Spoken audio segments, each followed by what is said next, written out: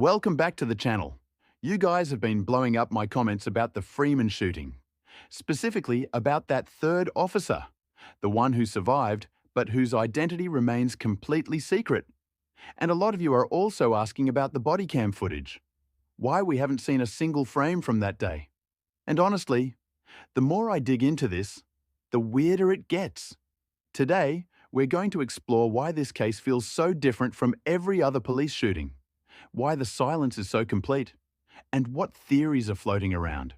Because let's be real, something about this whole situation just doesn't add up. So here's what we know for sure. On August 26th, 10 Victoria police officers hit Desi Freeman's property in Porepunkah. 2 officers died, Neil Thompson and Vadim Dewat Hotart. A third officer was shot in the leg, survived, got airlifted to Melbourne, had surgery, and recovered.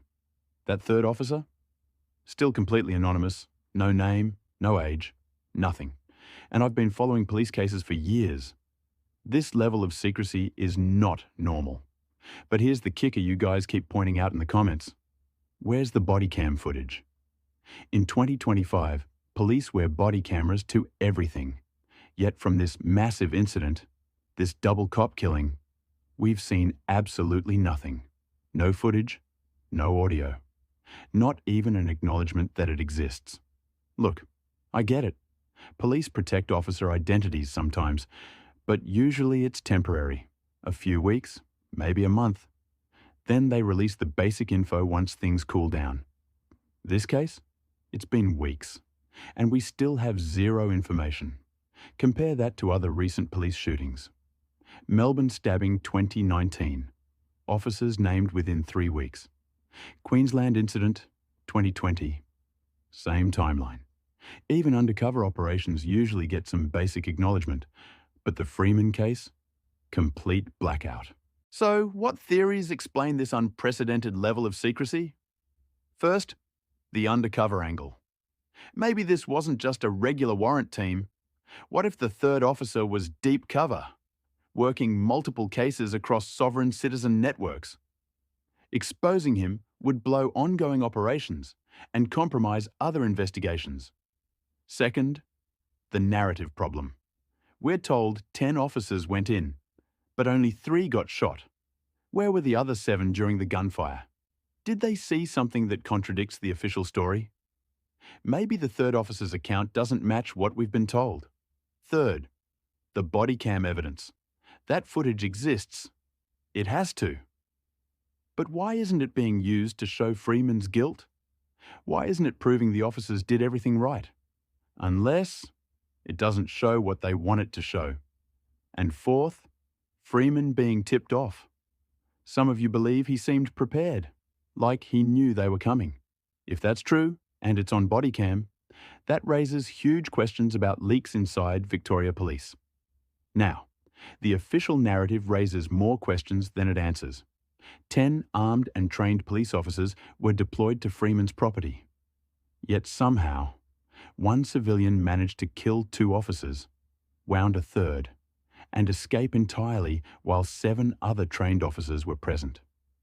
But the most disturbing detail is this. The wounded officer hid under a bus for nearly an hour before help arrived. So where were the other 7 officers during that hour? Were they pinned down? Had they retreated entirely? Were they unable to reach their colleague? Or were they following orders to maintain distance? If Freeman had already fled the scene, which seems likely, why couldn't the 7 remaining officers immediately assist their wounded colleague? What prevented them from providing aid for a full hour? This operational failure demands an explanation. Where exactly were the 7 surviving officers positioned during the shooting? What protocols were followed? Were backup procedures implemented correctly? And most importantly, what is their current employment status? As of September 7th, 2025, the public deserves to know whether these 7 officers remain on active duty, have been placed on administrative leave, or are under investigation for potential failures. The complete blackout surrounding their status suggests potential disciplinary actions that authorities prefer to keep hidden. You know what's really wild? I've been tracking Australian police transparency for years, and there's always been a clear pattern. Initial secrecy, gradual information release, eventual transparency once legal processes allow. But the Freeman case breaks that pattern completely. We're getting less information over time, not more. Media requests are being stonewalled harder than ever. Even basic questions about procedure are being shut down. And here's something else you've noticed. The memorial coverage focused heavily on the two fallen officers, which is totally appropriate.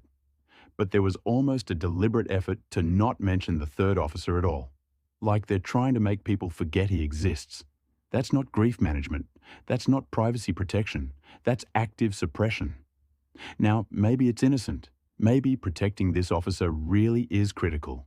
Maybe there are security concerns we can't understand. But maybe there's more to this story. Maybe the third officer saw something, experienced something, or represents something that authorities aren't ready to have questioned. The bodycam footage could answer so many of these questions. But the fact they won't even acknowledge it exists, that's telling us something. This investigation will continue as new information comes out. The questions surrounding the third officer's identity and the missing bodycam footage demand answers. The Freeman case represents a serious break from standard transparency.